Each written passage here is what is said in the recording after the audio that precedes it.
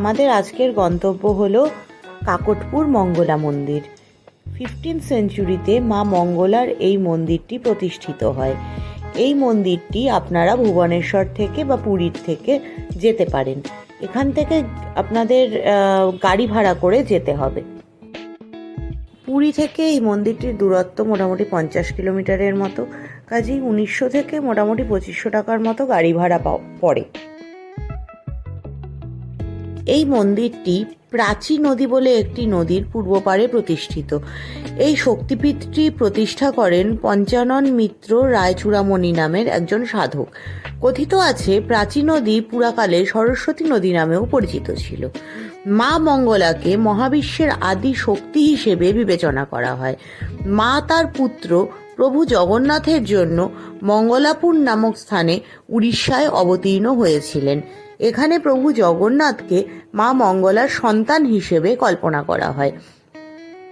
যখন প্রতি 12 বছর অন্তর অন্তর শ্রী জগন্নাথ দেবের নবকলেবর হয়, সেই সময় জগন্নাথ মন্দিরের প্রধান পুরোহিত এবং অন্য কিছু পুরোহিত মা মঙ্গলার মন্দিরে এসে প্রথমে 10 দিন ধরে যাগযজ্ঞ করেন এবং সেই যজ্ঞ করার পরে মন্দিরের সামনে তারা হতে দেন।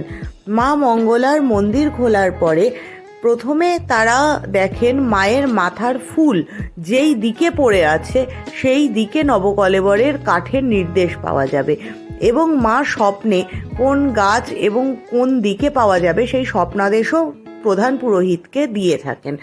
সেই নির্দেশ অনুযায়ী তারা নবকলেবরের জন্য কাঠ সংগ্রহ করেন বৃক্ষর থেকে।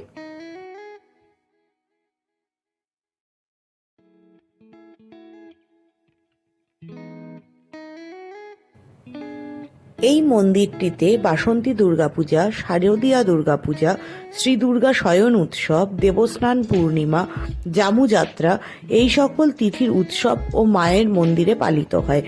জামুযাত্রা খুব সুন্দর একটি উৎসব যেটি বৈশাখ মাসের প্রথম মঙ্গলবারে অনুষ্ঠিত হয়। মন্দিরে প্রসারিত নাট মন্দিরের দেওয়ালে খুব সুন্দরভাবে পৌরাণিক দেবদেবীদের মূর্তি খোদাই করা রয়েছে।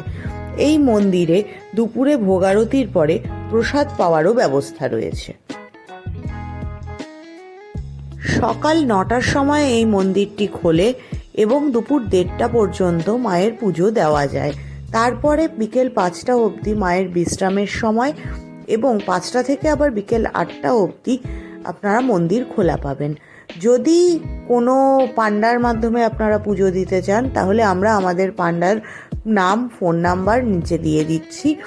বিশেষ বিশেষ তিথিতে সময়ের কিছু তফাৎ হয়ে থাকে। আমরা যখন মন্দিরে এসে পৌঁছেছিলাম সেই সময় মন্দির বন্ধ ছিল।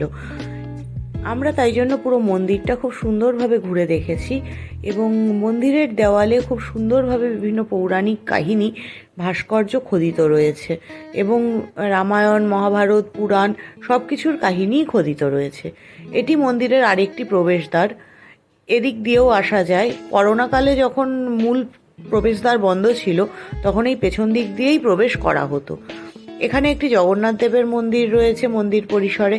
সেই মন্দিরে জগন্নাথ দেবকে মায়ের পুত্র হিসেবে পুজো করা হয়। এছাড়া আরও বিভিন্ন দেবদেবীর মূর্তি এবং মন্দির এখানটাতে দেখতে পাওয়া যায়। এই মন্দিরটি একটি সূর্য মন্দির এবং এই মন্দিরটি সূর্যদেবের রথের আকারে তৈরি করা হয়েছে।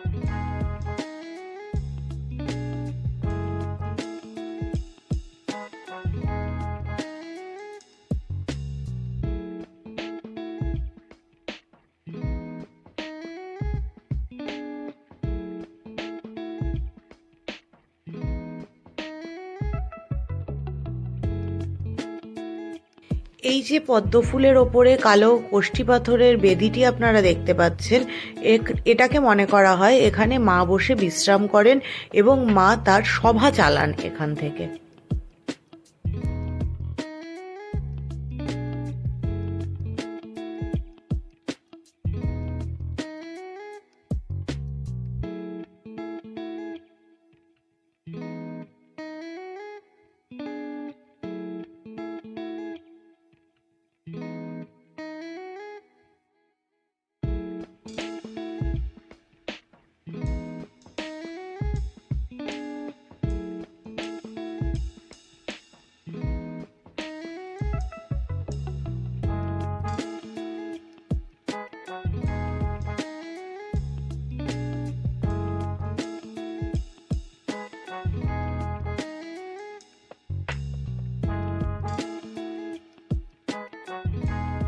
মন্দিরে বিভিন্ন সময়ে মায়ের আরতি করা হয়।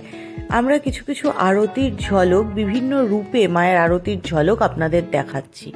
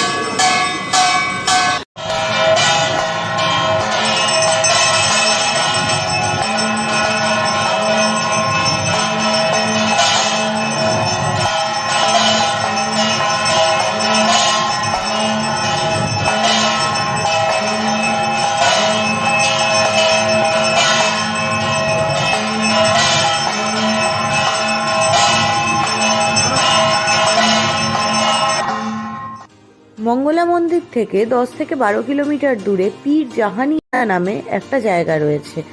এই জায়গাটিতে একটা খুব সুন্দর সমুদ্রের তট রয়েছে, যেই সমুদ্রের তটে খুব বেশি লোকজনের আনাগোনা হয় না নর্মাল দিনে, কিন্তু আজকে পিকনিকের দিন ছিল বলে এখানে আজকে লোকের ভিড় মোটামুটি ছিল।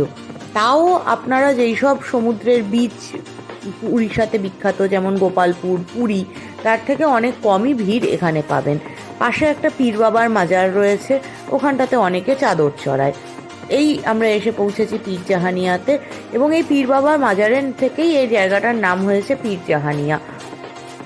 এই হচ্ছে সমুদ্র তট, এখানে আমরা এসে পৌঁছেছি। পাশে আশপাশে অনেক ঝাউবন রয়েছে এবং সেখানটাতে লোকে পিকনিক করতে আসে।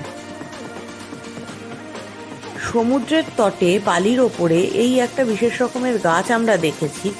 কি গাছ আমরা ঠিক জানি না এটা, যদি আপনারা কেউ জানেন প্লিজ আমাদেরকে কমেন্ট করে জানাবেন এটা কি গাছ।